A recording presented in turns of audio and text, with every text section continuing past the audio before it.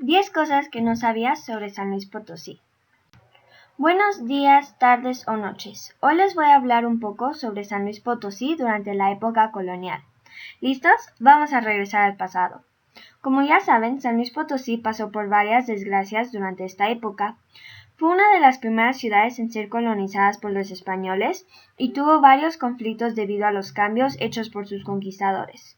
Pero ha superado su historia y ahora ofrece grandes vistas hacia su pasado. A continuación les presento a San Luis Potosí detenido en el tiempo. Número 1. Era hogar de muchas civilizaciones de la época colonial. Mesoamérica y Aridoamérica ocupaban el territorio potosino en la época prehispánica.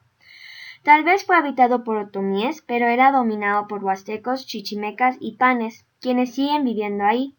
Estos recolectaban y cazaban para sobrevivir. Tenían una religión rudimentaria y estaban en constante guerra entre ellos mismos, razón por la cual perdieron contra los españoles muchas veces.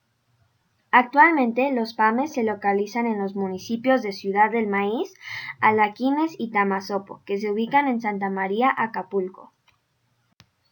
Número 2. Sus civilizaciones eran personas de mucho honor.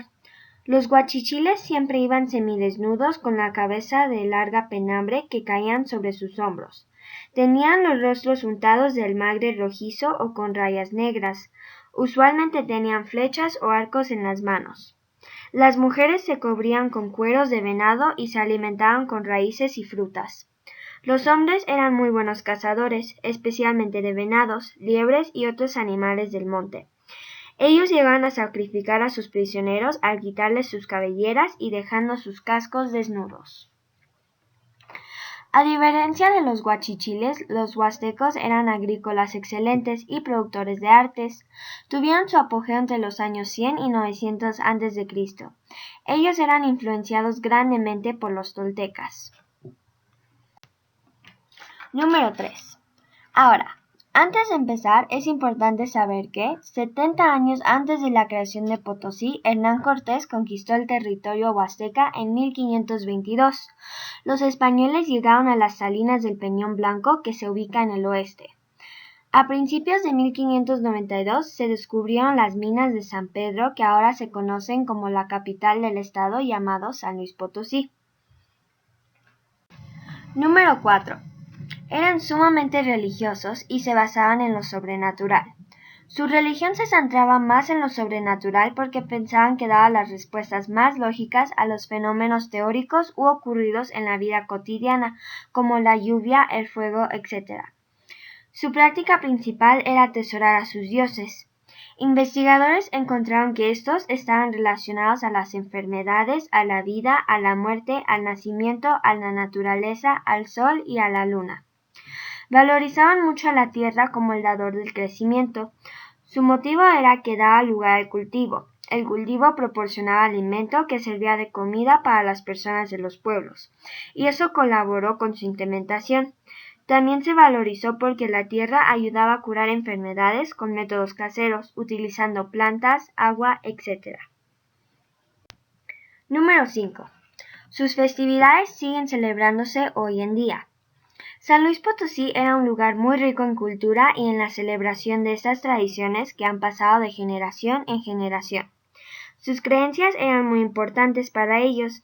Tenían varias religiones debido a la colonización de los españoles que influyó mucho en el desarrollo de su estado. El Día de Muertos y la Procesión del Silencio de Semana Santa son algunas festividades que siempre conservaron su valor religioso.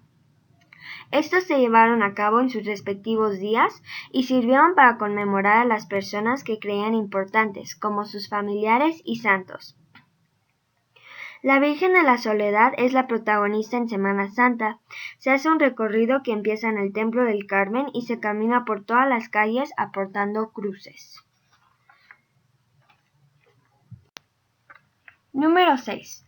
Cultivó una cultura de preservación de memoria local. Los huastecas también se caracterizaron mucho por su arte y arquitectura. Su arte tenía características que condicionaban la fisonomía de sus poblaciones. Un ejemplo de esto sería la Congregación de Soledad de los Ranchos, que se estableció en 1767 y sigue en pie hoy en día. Hacían mapas donde se apreciaban los detalles que caracterizaban los lugares descritos, como los conventos, iglesias, entre otros. Su lengua era un factor muy importante. Lograron hacer hincapié en sus aculturaciones con otras civilizaciones, especialmente la azteca. También usaban el calendario como herramienta para distinguir el tiempo y para ejercer influencia sobre la vida cotidiana, ya que la sociedad lo usa para todo. Número 7. La comida se basaba en la naturaleza. Sus comidas consistían en recursos básicos aportados por la naturaleza, como plantas, carnes, quesos, frutas, chiles y otras verduras. Varias de las recetas de la época colonial quedaron intactas debido a la tradición y todavía se sirven como platillos típicos en pequeños locales. Actualmente, las comidas típicas más famosas de esta región son las enchiladas potosinas, el zacahuil, que es un tamal con maíz, plátano y carne de puerco con pollo, el queso de tuna, que es preparado con los frutos del nopal, entre otras. Número 8. Sus problemas con el maltrato. Al inicio del siglo XVIII hubo problemas graves debido al maltrato y abuso de los indios. Esto se tomó lugar en la región del Río Verde por los estancieros. Los franciscanos secularizaron a los culpables por el detrimento para la población indígena como una consecuencia. Número 9. Las capitales de San Luis se deben a los descubrimientos mineros. Es cierto, los españoles hicieron crecer al pueblo con el auge minero en 1622. La fundación de las capitales no solo tiene que ver con estos descubrimientos, sino también con el establecimiento de estancias y haciendas debidas a la conversión de los indígenas, que fue llevada a cabo principalmente por los franciscanos. Hacia 1712 se fundó Tierra Nueva. Número 10. No se declaró estado independiente hasta el año 1814. Potosí pasó por varias etapas de colonización, ya que fue hogar de una de las primeras civilizaciones en ser penetrada, la Huasteca. Hasta el establecimiento del sistema de intendencias, que era una nueva división territorial de México, el territorio pertenecía a los reinos de México y de Nueva Galicia, que formaban parte de la división antigua de la Nueva España.